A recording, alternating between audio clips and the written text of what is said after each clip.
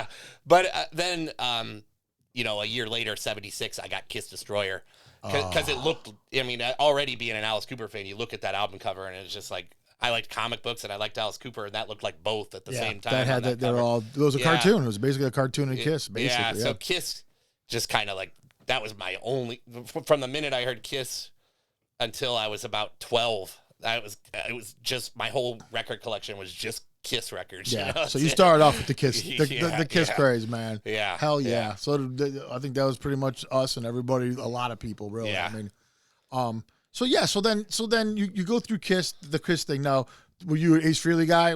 Yeah. So is that how that starts? I loved Ace and Gene the best. Yeah, right. Gene's obvious choice, breathing fire and spitting. Yeah, he was the show.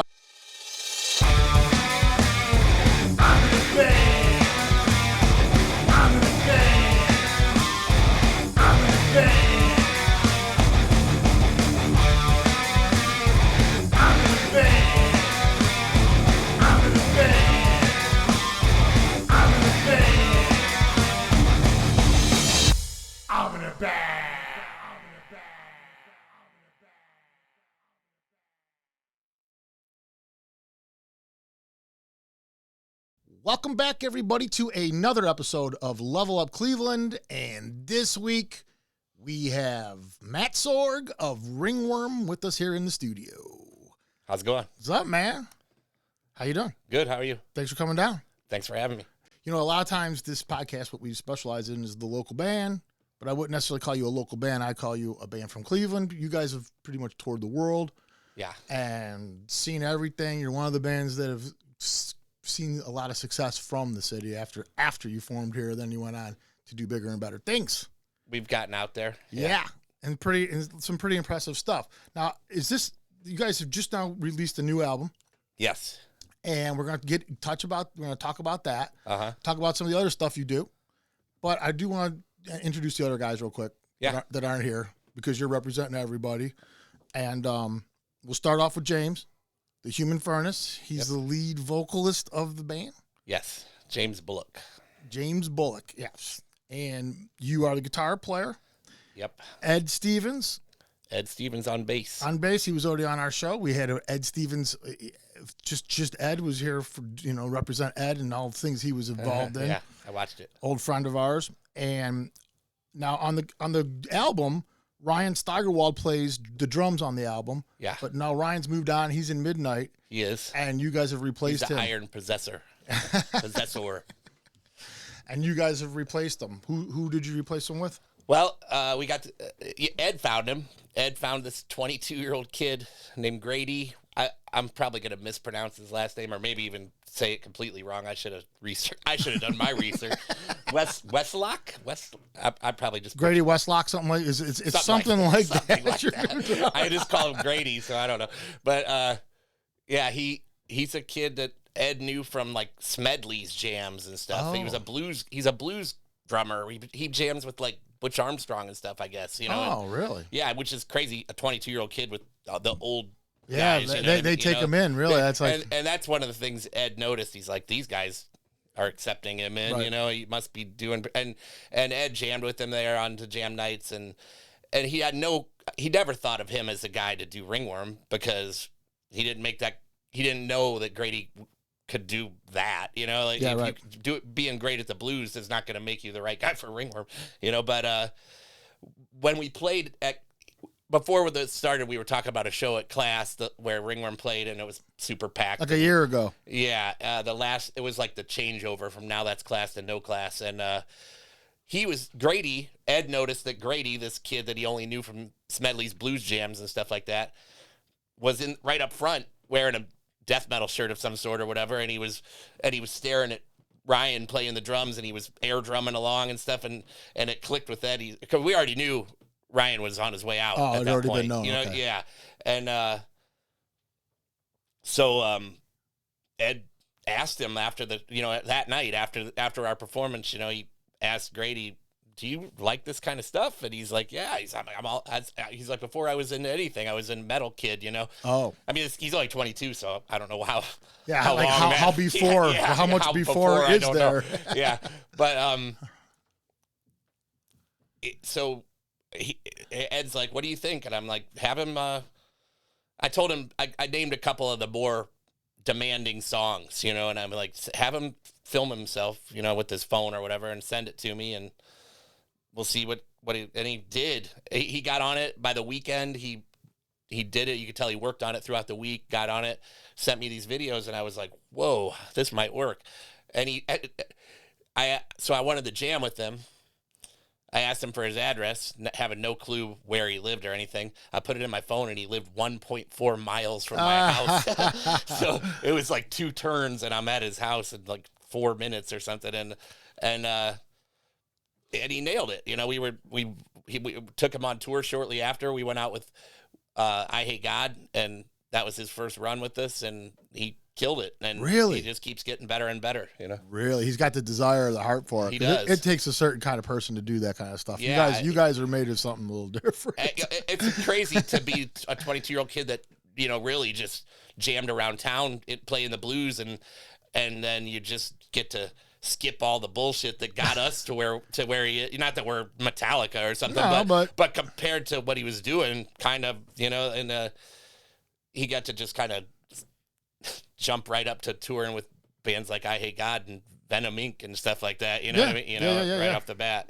Yeah, I mean isn't that like when Jason Newsted did the whole thing? Isn't that the talk that was about like, oh, this guy just walks right into the situation? Yeah, even he had done some touring with Flotsam and Jetsam prior, right, yeah, and made a record on Metal Blade and everything. Yeah, a good one, a really good record, a great debut record, really where he really was the driving force behind that band too. He wrote all that stuff. Yeah, you can hear it.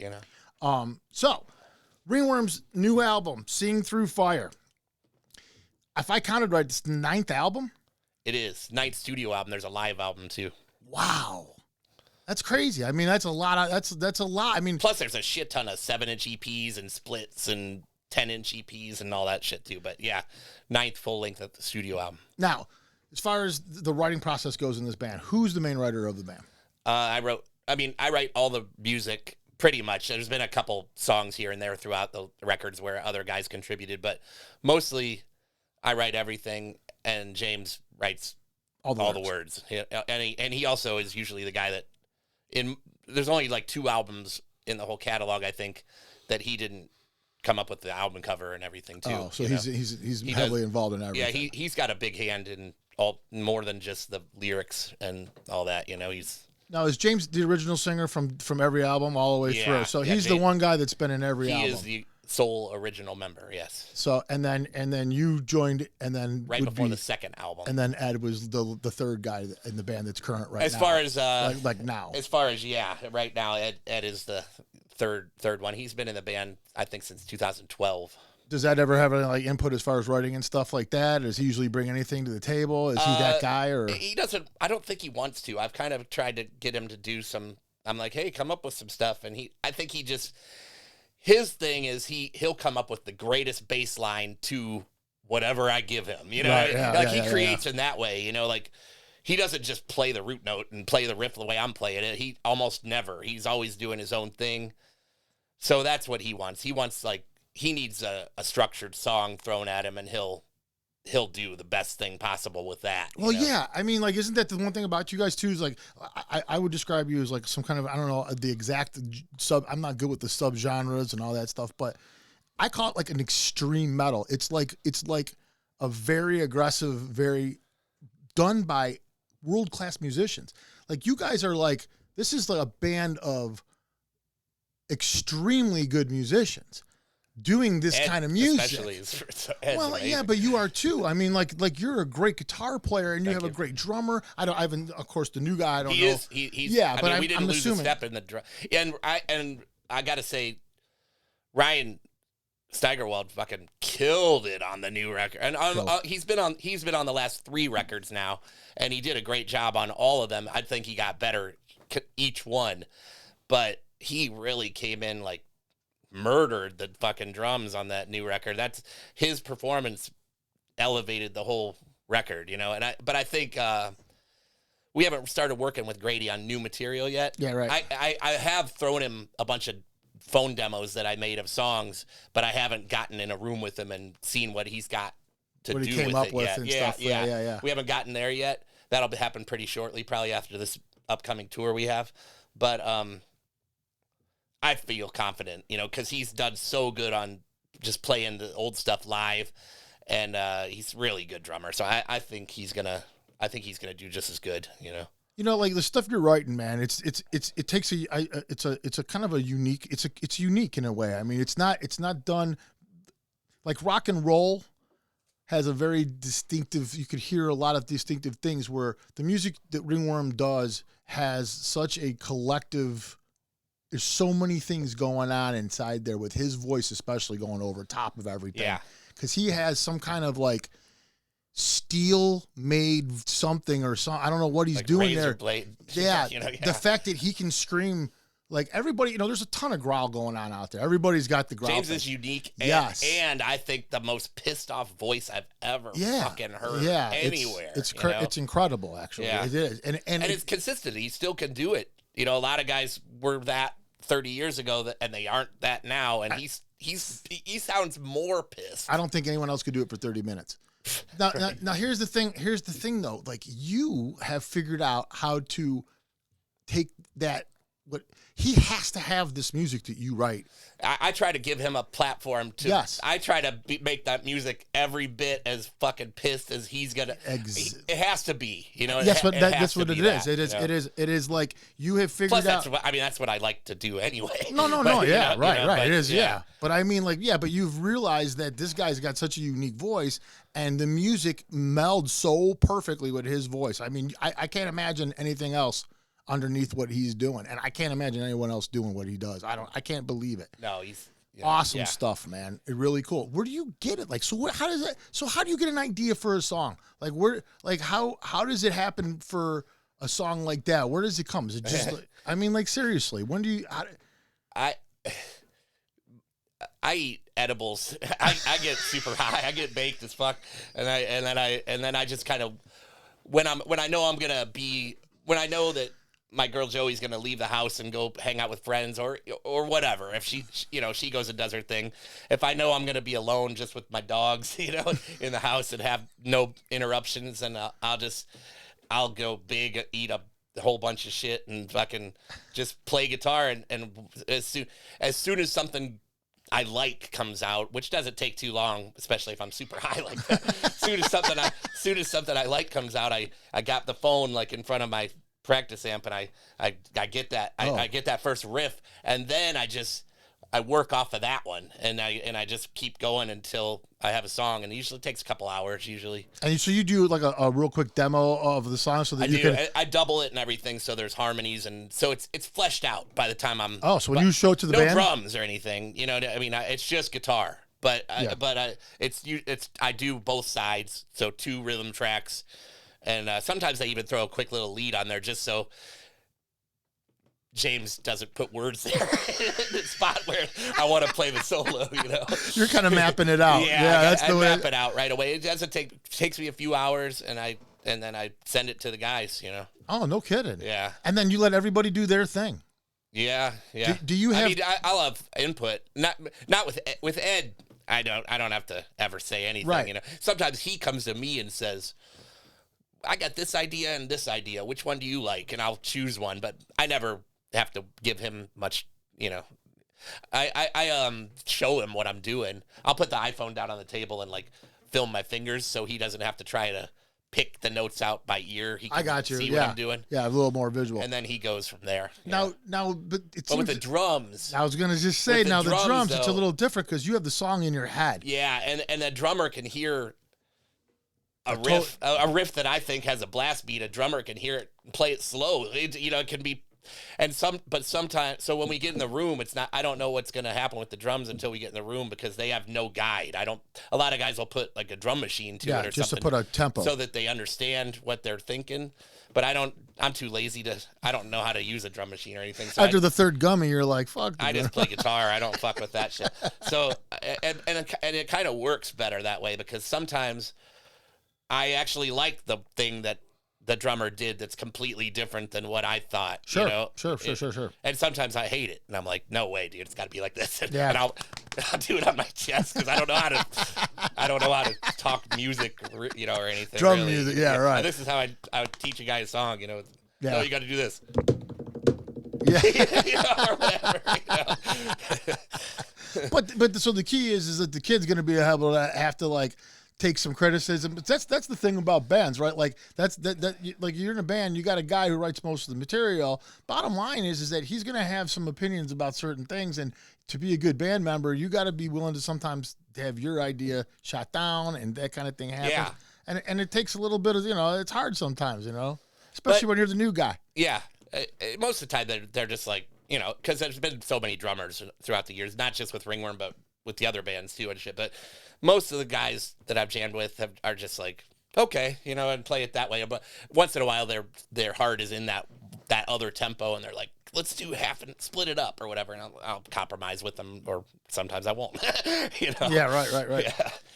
I was thinking about this as I was looking you guys up. I was looking at the dates of the albums as they were being released. You guys have a long career, right? This has been going on for a long time.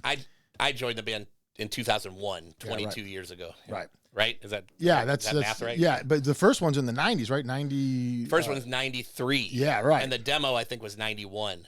So here's my. I heard the demo when it was new because I was in Blood of Christ and with Tom Rojak and who was in Civil Disobedience prior with Ed, But so there's a lot of history going way back, But James was doing the artwork for Blood of Christ way back in those days in 1991 and stuff. So there was always kind of like, I heard the demo. Tom played me the demo when it was brand new and stuff. So we were all kind of already part of the same. I got you. Scene, we call it factions. There's like musicians that hang out. The Cleveland scene is so incestuous anyway. Everybody's played in everybody else's band. It's true, especially the metal one. Yeah, for sure. All right, so what I want to do is I want to kind of go back to your start. I want to see like how you get involved in guitar first, and your whole music. What's your first love of music? Like, where does it start? My parents were 17 when I was born. I was born in 71. They were 17. And so, like most 17-year-old kids in 1971, they loved Zeppelin and Sabbath and Deep Purple and Thin Lizzy. I mean, a few years later, Thin Lizzy. And by the time I was able to understand anything, they were into Aerosmith and Thin Lizzy, all that kind of stuff. Big Alice Cooper fans, fans.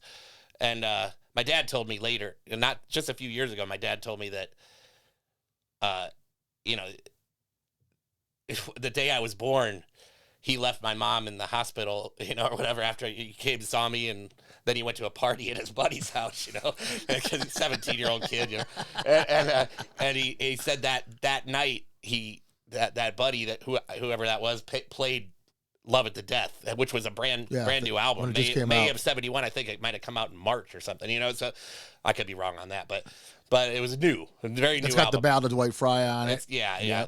18 was the hit, obviously, but Ballad of Dwight Fry and Second Coming, all that. It's been my favorite records for my whole life. It really is. But my dad heard that record on my actual birthday, in 1971 the first time, and that became his favorite band, and so I was raised with Alice. They took me to see Alice Cooper in 75. It was like a month before I turned 4, Susie Quattro opened up at the Coliseum on the Welcome to My Nightmare tour. Susie Quattro. Yeah. Wow, dude. So I mean, so you were destined for music. I had a fucking early start, earlier, going to Alice Cooper and Susie Quattro at 3 years old. Yeah, and it was not quite 4 yet. Yeah, and you weren't going to be playing like Michael Jackson. That wasn't. You weren't destined for anything like that. No. And you were. That was 75. I saw Alice Cooper, and I remember it a little. Snapshots. I remember that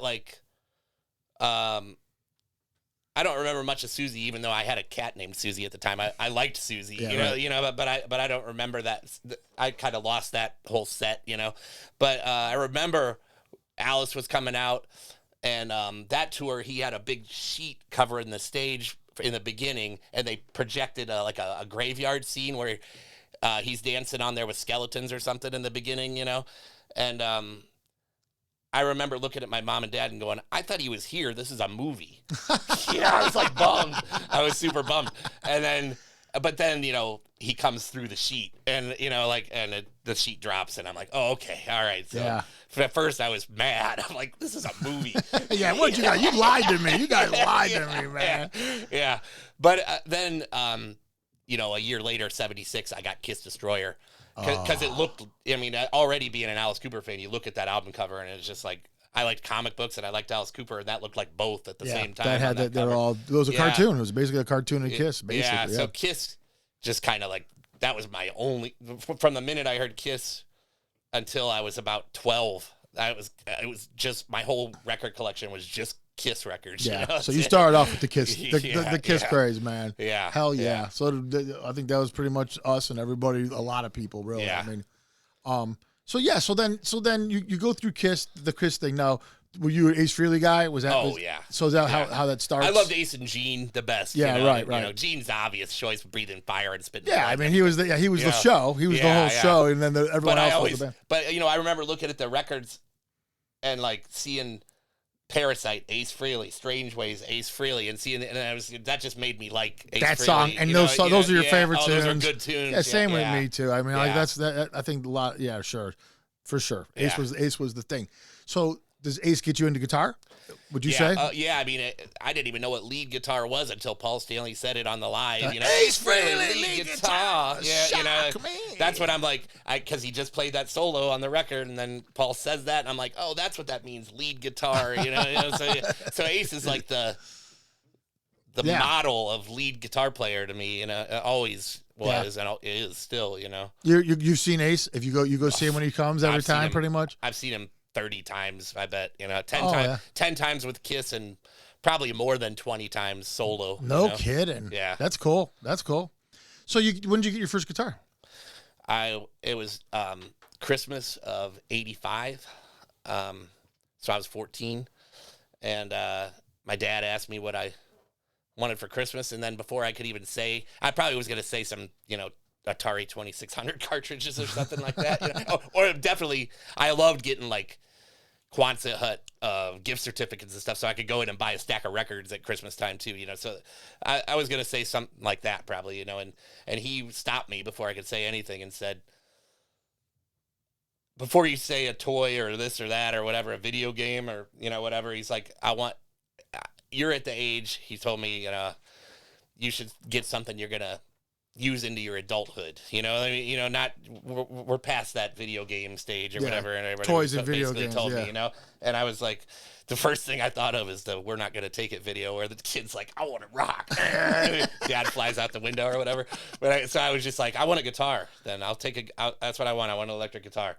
And he was like, he always rubs his beard when he thinks, he was like he thought about that answer. He's like, okay, all right. And he bought one off his buddy. It was an Electra, a Japanese Les Paul copy. Oh, so your first guitar looked like a Les Paul? Yeah, it was a Les Paul. That's cool, man. And that was not by my choice. That's just what I ended up with, and I was okay with that. Yeah, because Ace played Les Paul, exactly, so that was exactly. Yeah. So that's how I got my first guitar, so that was Christmas of '85, and I got the guitar because of Kiss and Twisted Sister and Rat and Dokken and all those bands of the Dio and Ozzy and Maiden and Priest, all that kind of stuff is the stuff I was interested in. But then in March, I think, of '86, Master of Puppets came out, and that record was like, that was it. Like, okay, this all doesn't matter anymore. Of course, I came back to all that stuff, but from that point on, my music, the direction of this guitar that I just got took a whole new route. Right. Everything was. It's all guitar music. I mean, especially back then, this was such guitar music that you could go crazy with. Yeah. So I didn't even, I'd only had the guitar for a few months. I couldn't even play the Rat stuff or the Kiss stuff I was trying to play yet. I couldn't even hardly tune the fucking thing yet. But I was trying to play like James Hetfield, and of course you can't do that when you've only had a guitar for a few months. But within a year or so, I was like, you had to pick, your right hand was getting better and everything. Yeah. Yeah. So what?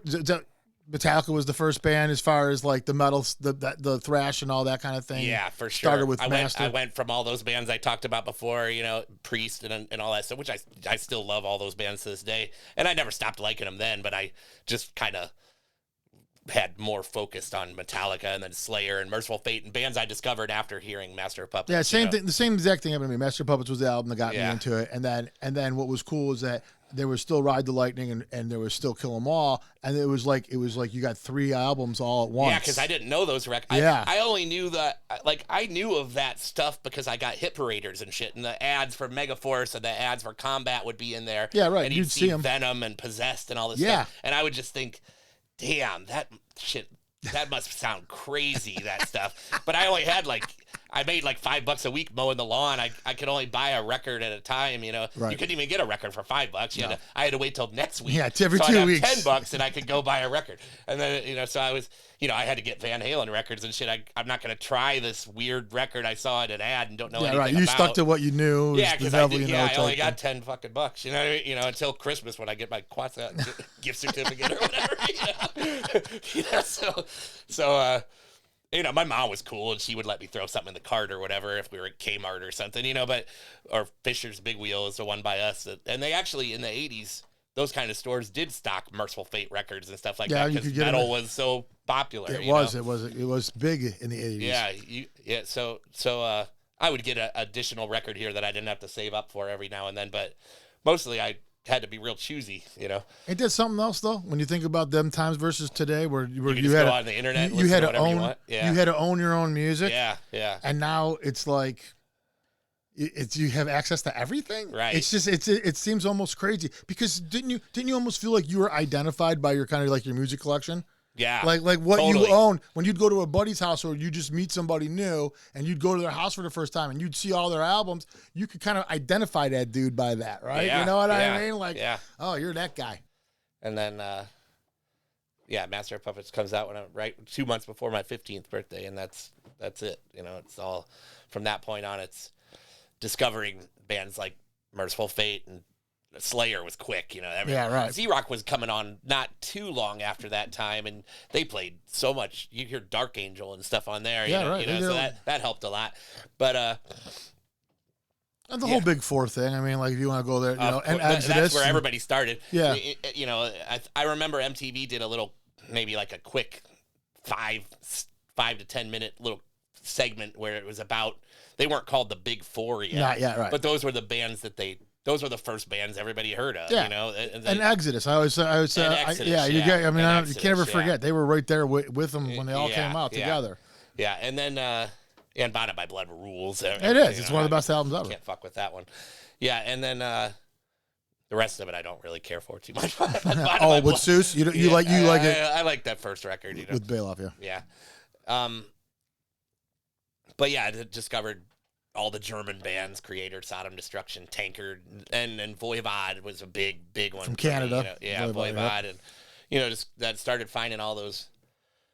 Just that became my obsession, was finding all those bands and trying to play along to James Hetfield.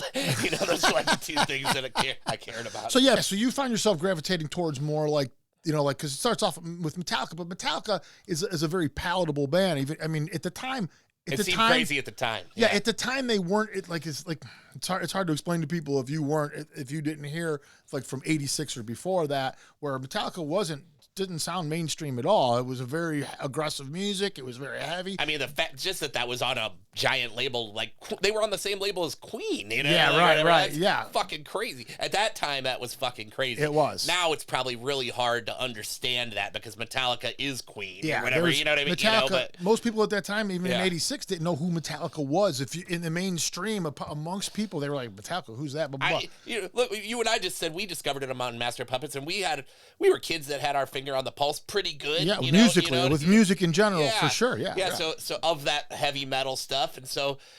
Yeah, most of the world. Of course, there was old dudes a couple years older that were more on top of shit and knew them right from day one and saw them right from day one. I know. That's who got me into it. That's how I got into it to begin with. But I was fucking 14, you know. And then you're getting into bands like Destruction and Creator, and you're getting into the bands that are more heavy. And are you feeling at some point that you're drawn away from the Megadeths and the Metallicas and stuff, and you're going into a more I mean, yes, I never was like, fuck those guys or whatever. Right. I never, but Megadeth really kind of started to soften early. Did. The third album, they were already kind of a pop metal band almost to me, compared to where they started, and I just lost complete interest in Megadeth right then and there, and I still only own those first 2 records, and that's the only ones I listen to. Yeah, Gar Samuelson and Chris Poland are that's Megadeth to me. Those 4 guys, I love those first 2 records, but they kind of just lost me at the third one, and Metallica, Metallica is a band I loved them so much, maybe because I started playing guitar to that specifically, and James Hetfield kind of is my, rhythm guitar god or whatever, but so Metallica, even as they got forgiveness, even as they went really bad, I still bought the records and I still tried to force them down, And I always found something to like about them, even the shittier ones. Load, Reload. The famous Load, Reload. Yeah. Saint Anger is the only exception. That's the one where I heard the lead off track. I heard the title track, and I was just like, "Fuck that!" It sounded like they were incorporating Linkin Park shit in there and the vocals and stuff. Like, dude, it's just bad. It's the production's terrible. That one I have still never owned to this day. But that's the only one, Right, and then they after that they went a little different direction. Yeah, they got Death Magnetic. That was a nice. Got a different producer, which definitely changed the game. I thought Death Magnetic, it's not. They're never gonna make anything that's like Puppets or even Justice ever again, But that was a pretty damn good album. That was good for where they were in their lives and in their age and in their, they're not kids. They're fucking struggling anymore. They're fucking multi-millionaires. You know what I mean? Yeah. So for them to do that, a record like Death Magnetic, or I like the new one too. Hardwired had some good moments. I like where they're at now. For their age group, and All right, so most people hate it. I don't care. Now, so do you? So you're definitely like if you were to say like your favorite kind of music is definitely like classic thrash, classic death metal. Like is that your go-to? I mean, I still there was a point then in the early 90s, maybe like 93 or something, when I think even the death metal stuff that I thought just a few years before, like when the late 80s and the early 90s, I thought that death metal was the fucking most exciting thing I'd ever heard in my life. When early Carcass was coming out and Entombed and the of course the first couple Death records and Obituary and way more underground stuff than that. The Florida scene exploded. I liked the Finnish scene a lot and the Swedish scene. I was big into the Scandinavian stuff, that was coming out at the time. We all were. Tom Rojak, Chris Dora, Dwayne Morris, Gene Lambert, our Rob Molzan, our whole little group of guys that played in a bunch of bands together and shit. We're very obsessed with that sound, and that was when we were doing Blood of Christ and then Decrepit and From the Depths, a bunch of bands I was in the 90s, Yeah, right. And by 93 or so, that started to kind of just get it. You can't really commercialize. The thrash bands started to incorporate a lot more ballads and a lot more, rock elements. They became more palatable. Yeah, like Testament got totally unlistenable to me and and shit. But the death metal bands couldn't really do that because you can't make a death metal ballad, or a death metal, Some people tried though. Yeah, but it just got kind of tired. I thought, like a lot of the stuff started to sound not as inspired as the stuff that came out as Altars of Madness or Abominations of Desolation. All that early Morbid Angel and early stuff was so much better than what was coming out by 93. And that's when I kind of just dusted off my Kiss records, dusted off my Twisted Sister records, and my all and I really like heavy Black Sabbath and I really love the 70s shit, UFO and Alice Cooper and Black Sabbath and Rainbow, and right. All the great guitar players too. Yeah, I mean, like Scorpions. I love Uli John Roth Scorpions and Michael Schenker Scorpions. Like anything Michael Schenker, really. He's probably my favorite. Ace is like my right. I got you. Michael Schenker is the greatest guitar player to me. So. But yeah, Zeppelin and all that stuff. I like the 70s a lot, and the early 80s I listened to a lot too. Like I listened to Dawkins Tooth and Nail, like ridiculous. I have multiple copies, so I don't wear my vinyl out or whatever. Right. Like Michael Schenker Group, a UFO. I know that, but these are all like the premier guitar players at that time, also. Yeah. I mean, so like.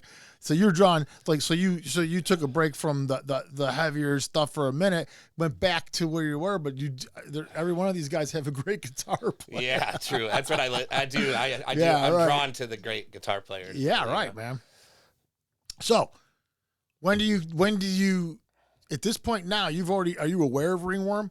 I mean, I said, I think when that 91 demo came out. No one was aware of Ringworm prior to that. Yeah, right. And that 91 demo came out, and Tom Rojak dubbed me a copy of that. We were talking earlier about cassette copying and stuff. But Tom Rojak dubbed me a copy of that, and I played it over and over and over again in my car, driving around in my Honda Civic.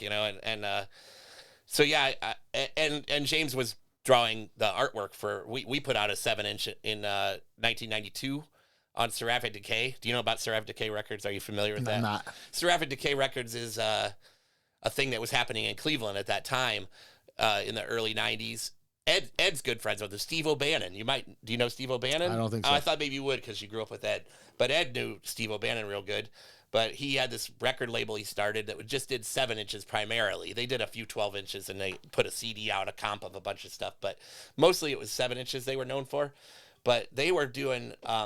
Steve really had his finger on that underground pulse before anybody, and he was putting out bands from Finland and Sweden and all over the world in the craziest death metal and shit you ever heard, and it was here in Cleveland, the record label was based Shit. Their mailing address was Cam's Plaza, Oh, really? Yeah, a post office box at Cam's Plaza. No shit. Yes, so we put out Tom knew Steve as well, just like Ed did and shit, and Steve was constantly dubbing stuff for Tom and giving him stuff. Some of it just didn't interest him.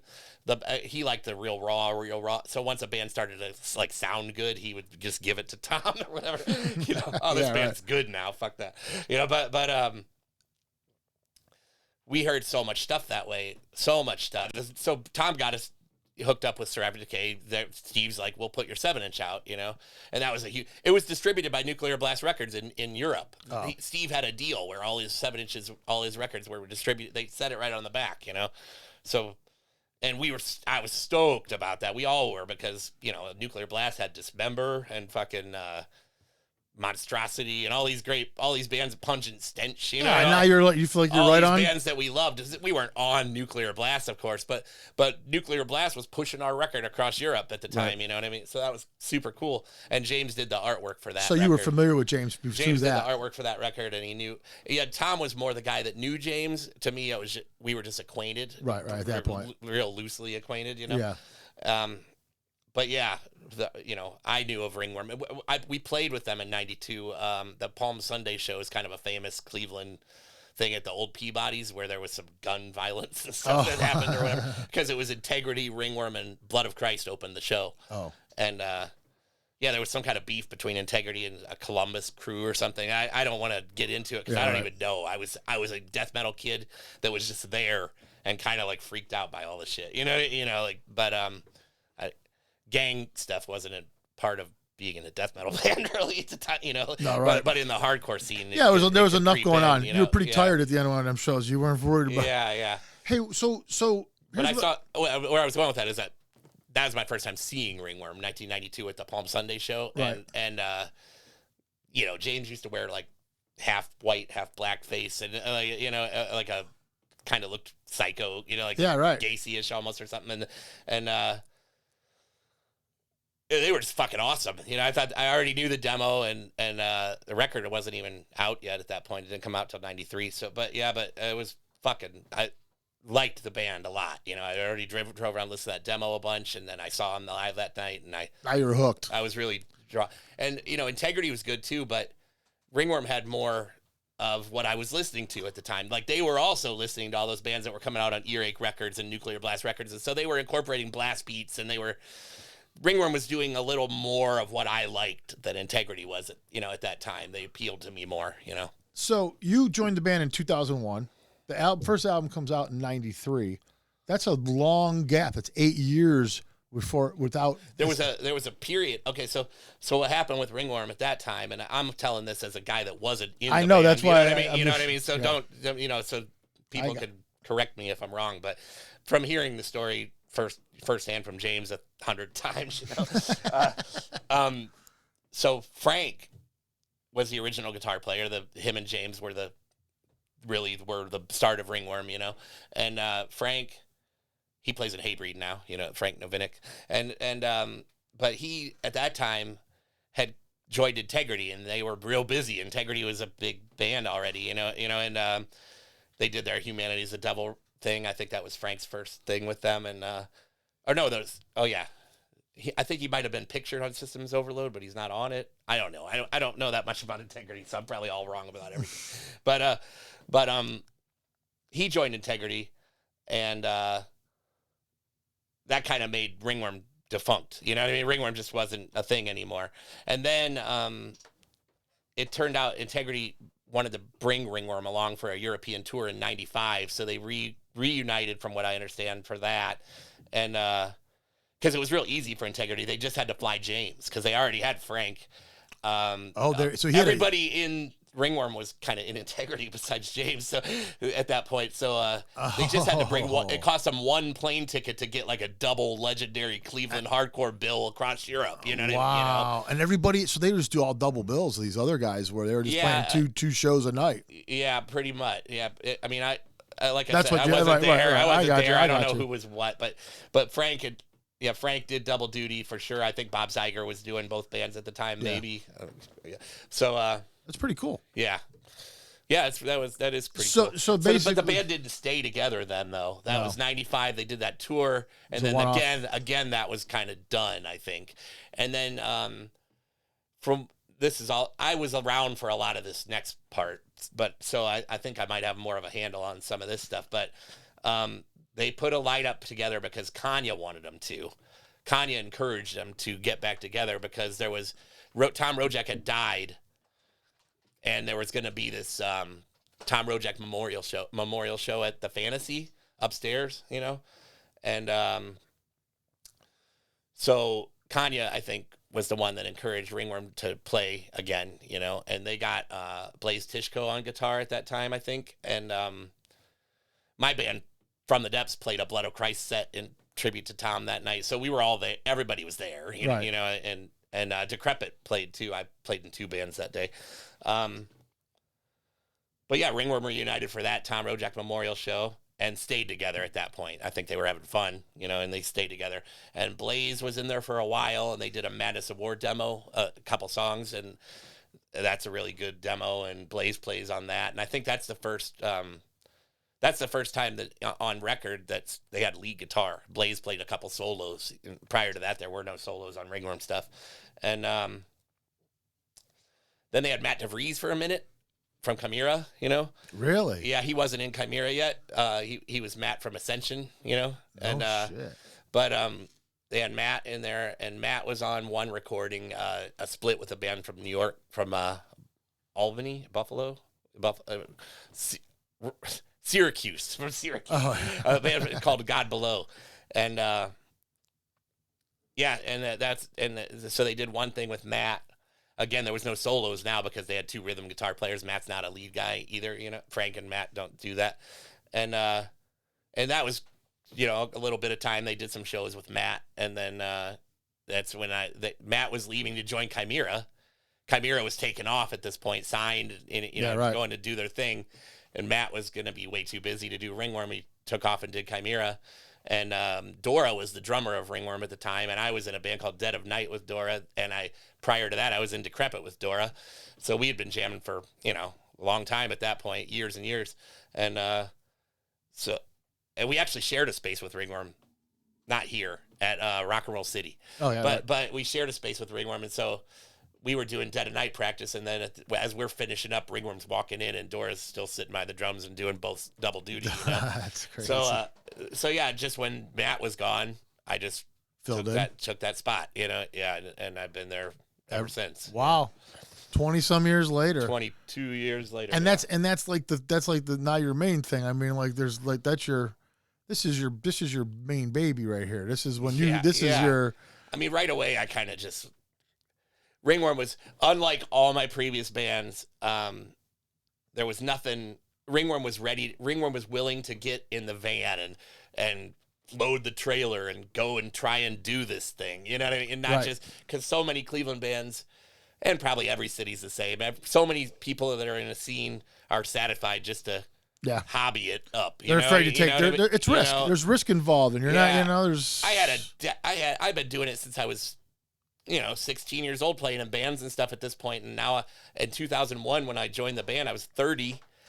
So it was it's like now or never when you're 30. You're gonna get started when you're 45 years old on touring or something.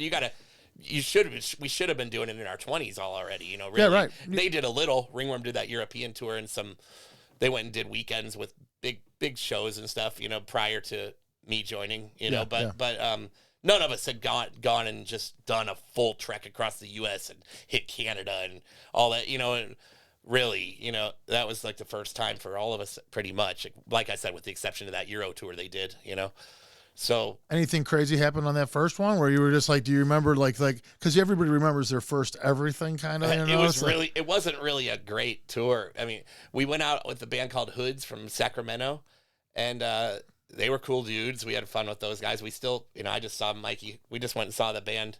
Mike, the one guy's the only guy left now, but we just went and saw him at class last week or the week before or whatever. So we're still friends. But they're a real super tough guy hardcore band all the way. There is no real metal elements going on there or anything. We're two different kinds of music, really, you know. And it was just turnouts weren't great most nights, and it's hard when that happens. Yeah, turnouts weren't great. We weren't good at managing the money yet. We were getting way too many way more hotels than we could afford and stuff like that. We didn't know what we were doing. We were learning as we went. And so at that tour, when it was over, we came back and split up the money that was left, and we each got $60. We were gone for a month. So I had to be like, well, do I pay my credit cards, or do I just keep a roof over my head and keep my electric on? So I just had to get right back to work, and my credit was stellar up to that point, and my credit was just ruined. And I never paid a credit card bill again for many, many years. I just had it. So that first tour just fucking wrecked me, really, wrecked all of us, And Dora quit after that. Oh, really? Yeah, Dora. We got Eric Matthews in at that point.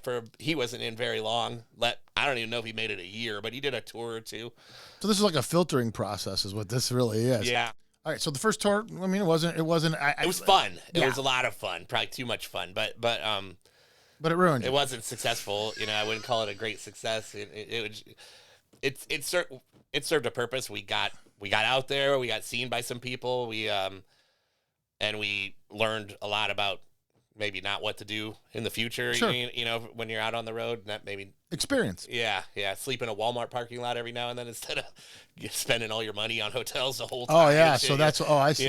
Stuff like we learned to rough it a little more. And very little glamour in that whole entire thing. Like it's not like it's like when you see or hear about it, you're hearing about the greatest bands and what they do. Yeah. But when you're talking about those mid-level bands and bands that are just touring or whatever for the first few times, there's not much money to pay for things. So you're really scrounging, and you're really it's hard. It's a struggle, man, big time. And you're always somewhere where you're not familiar with. You got to rely on people constantly. Yeah.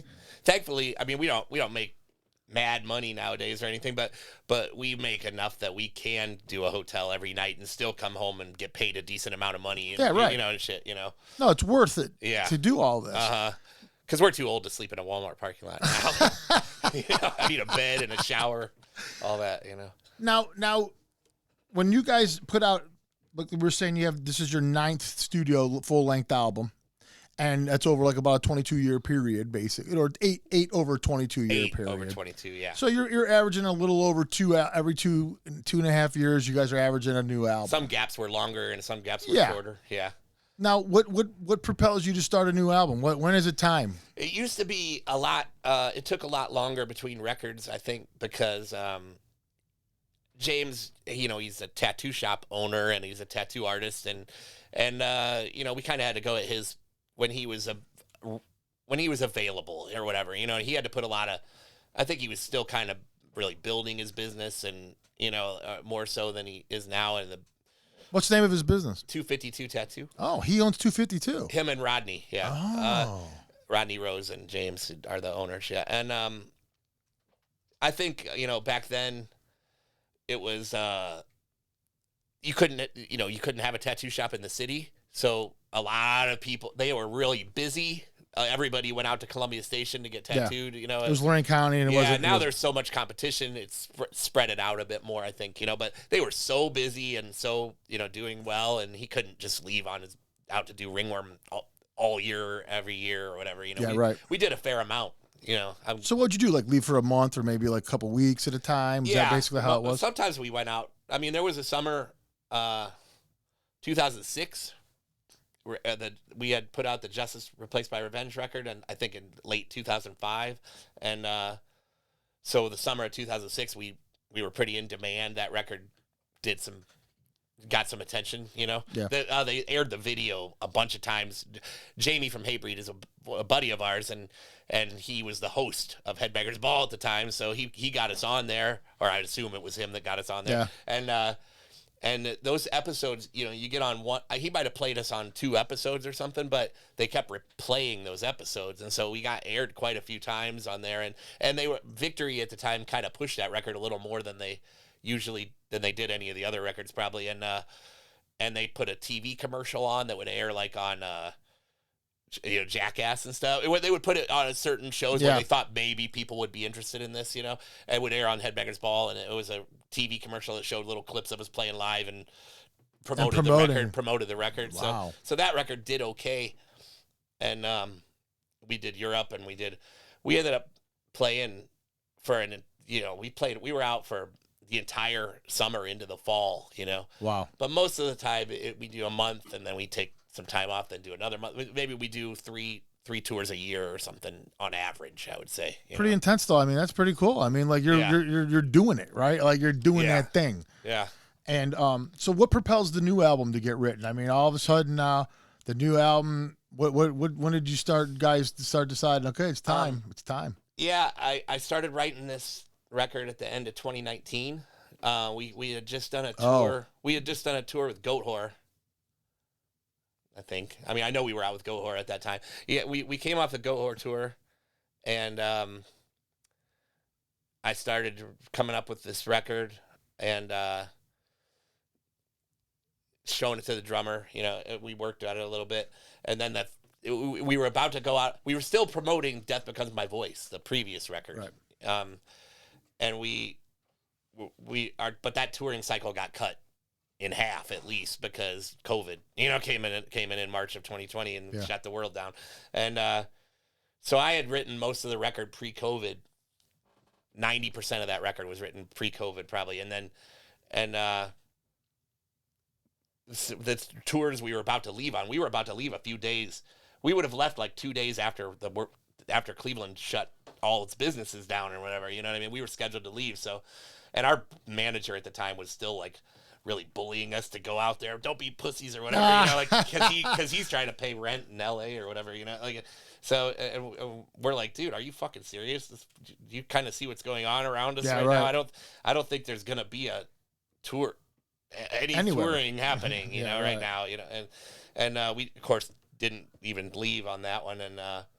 And then we had another one booked in May, and we were going to play some fests with Carcass and Repulsion and Autopsy, I think, and shit, like some good stuff at Austin and Seattle and stuff. And that of course, didn't happen. So we had to cut.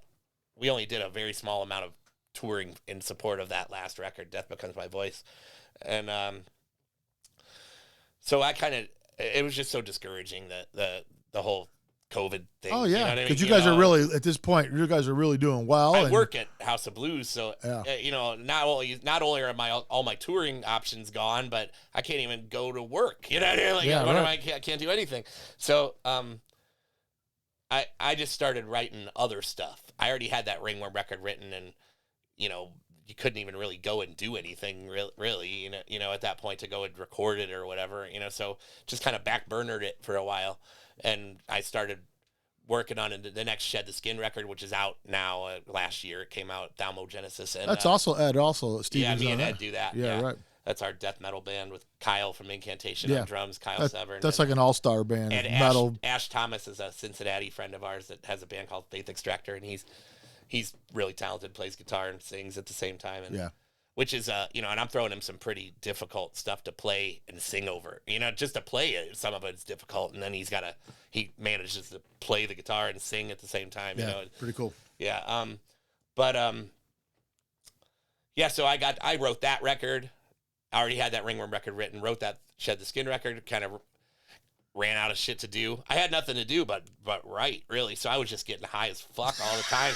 And, drinking giant Baja Blast for energy, and then and just riffing out in my spare room. That's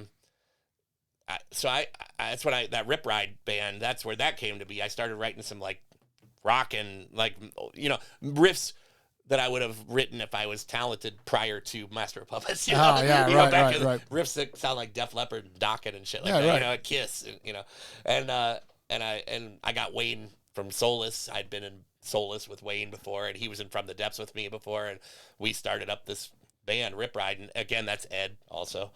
But, and Perdition Sect is another band we started up during the pandemic. Pandemic was very fucking productive for you. It was. First thing was me and Aaron Dallison started up Perdition Sect, and we got Kyle Severn and Mike Lair. We'll talk about Mike Lair a little bit too here in this thing. But that's our Discharge kind of D-beat hardcore band that we put together. It's metallic. It's very metal. You're not going to get any of those four guys together and not have it be kind of metal, But it's our D-beat hardcore with a real heavy metal slant to it, We did that record. That record came out in 2020. We started a band in March of 2020, and the record was released in December. That's how quick we threw that shit together. Wow. Because that shit, playing Discharge is, you don't want it to be complicated. You want it to be really basic, and you kind of want the first thing that comes out of your head. So we were able to throw that record together in a couple of months, and I think it turned out pretty fucking good. But so that was done. The Shed the Skin record I wrote, and then the Rip Ride record I wrote, and we got all that shit recorded in 2020, or the Shed might have been a little bit into 2021. Those records are all out now, and then that's when I got back to work on the Ringworm stuff, and me and Ryan Steigerwald started really sweating it out in the room, getting those songs together, and we booked time with Noah and Buchanan. Yeah. Mercenary Studios. Yeah, we started working with Noah on the Death Becomes My Voice record. He tracked us on that one, and this time he did it all. He tracked us, mixed it, mastered it, everything. I had done already. By that time, he mixed the Perdition Sect record. We recorded it in Kyle's basement. Sounded like total shit, and then Noah takes it and makes it sound awesome, but because we don't know what we're doing. We didn't even know what kind of microphones to use or anything. We gave him garbage, and he was able to.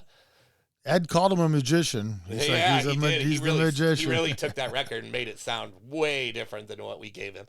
And then, I had done a couple Shed the Skin records with Noah by that point, and he mixed and mastered Thalmogenesis, the most recent one, and the Rip Ride record we did with Noah. So I've just, since 2019, doing Death Becomes My Voice, I've only recorded at Mercenary with Noah, And is that it? Is that it, you think, the rest of your music career?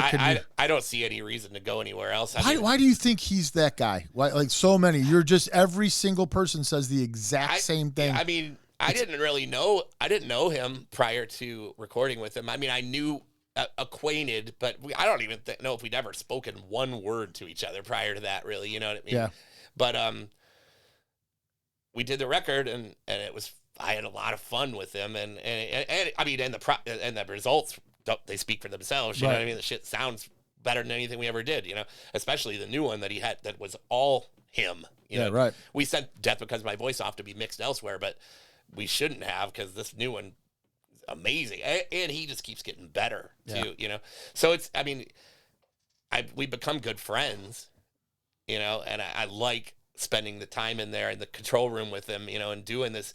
I don't see just bouncing those shit off anybody else. I don't see any reason. You're done, to, I you know? mean, like you found that it's like he's like another band member almost. And it sounds fucking incredible. Every one of those records sounds great. One's better than the next. As we go, he comes up with new tricks and pulls. We keep saying he's the old producers like the Mutt Langs and all these guys that used to be the popular guys back, Bob Rocks and all them guys. Yeah, they create a sound, you know, like even Shania Twain sounds a little bit like AC/DC if you really listen to it a certain way, because it's all Mutt Lang.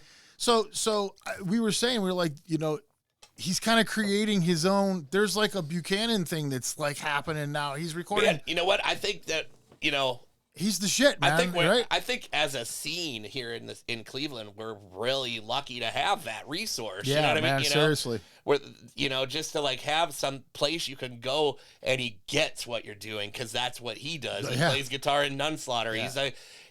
You know, solipsist. His bands are heavy. You know what I mean? Yeah. You know, so who better to understand what you're doing, and then he's so masterful at the fucking process, controls, you know and everything, and him and Vanek, they've just built such a great place with all this gear and shit, you know what I mean, you know, and why go anywhere else at this point? Once you find it, it's like to have that here and not use it would be so stupid, I think, you know, like why would you do that, you know? But yeah, it's something special that is making all of our bands sound way better, than they did before. You're right. We're so lucky to have a resource like that, because it's kind of like making the scene. This is like, wow, this. I think you know, we didn't make that record for Nuclear Blast, Seeing Through Fire. We did not make that record for Nuclear Blast Records.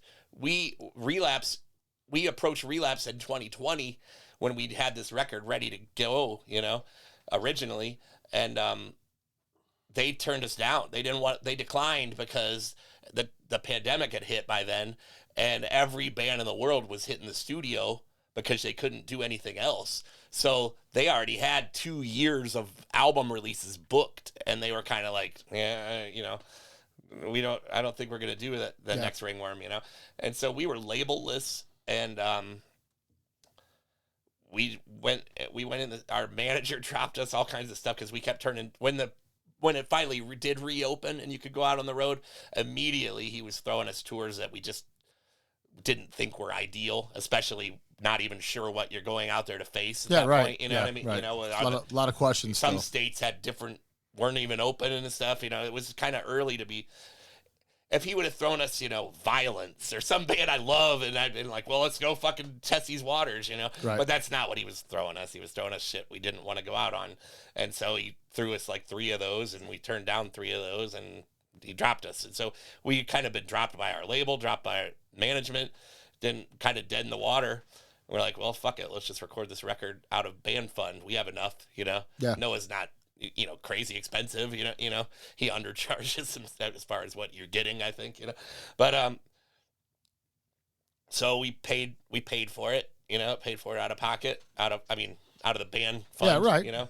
And we did the record with no label, and I really think This is the best one. I really think a big part of, so James got this, he knew of this publicist guy or whatever, you know, we paid him a little bit of money, and he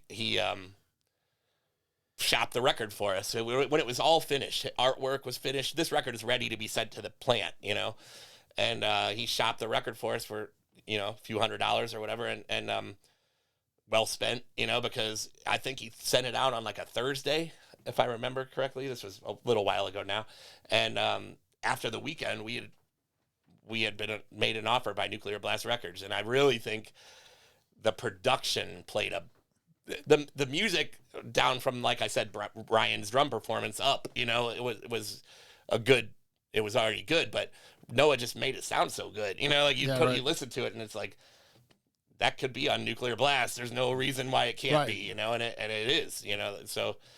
So it turned out it didn't even cost you that much to do all this stuff. You were able to do it. It didn't break the bank, and here you are, and it's all you. It's all you guys. Yeah. You did it. Yeah, and so yeah, I mean, I really think I heard it. It's the thing that's cool about Ringworm is that when the new Ringworm album comes out, it's not like Load's coming out ever. All right, that album's never gonna be. There's never gonna be Ringworm's version of Load. It's always consistent. Yeah. It's consistent.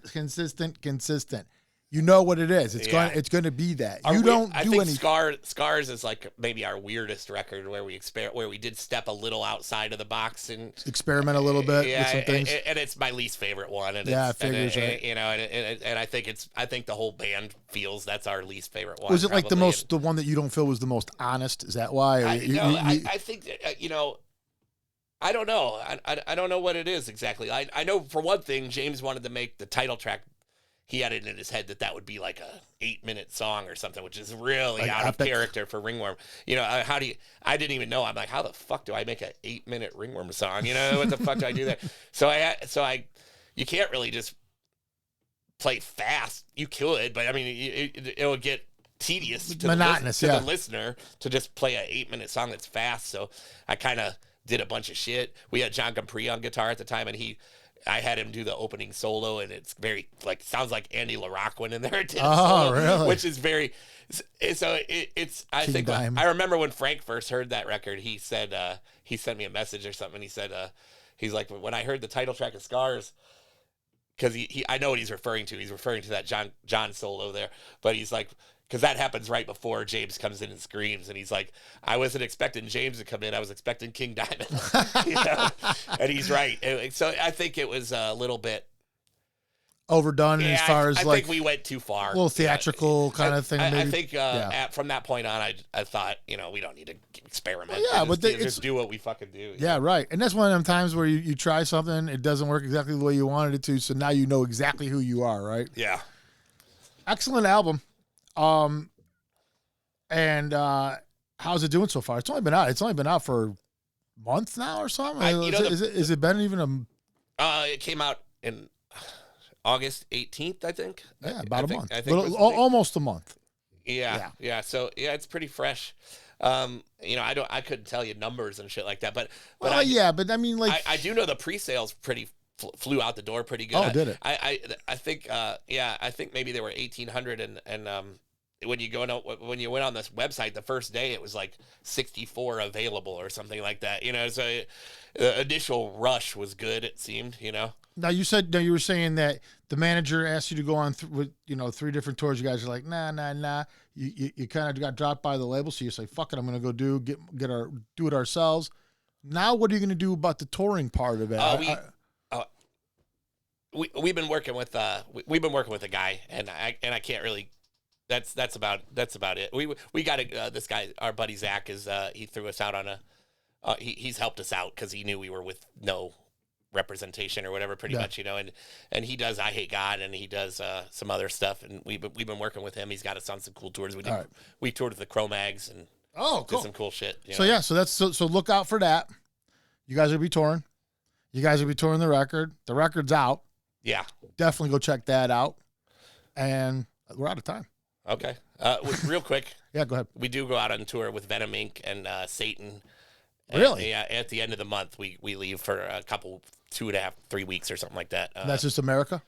It's East Coast. Yeah. Oh, okay. Venom Inc. already did their West Coast tour with Exhumed and a couple other bands, and now that's pretty East good. Coast That's run. a pretty good bill, man. Yeah, that's Venom pretty Inc. cool. Old school, big time, man. Satan, great band too. Big fan of both those bands. Yeah.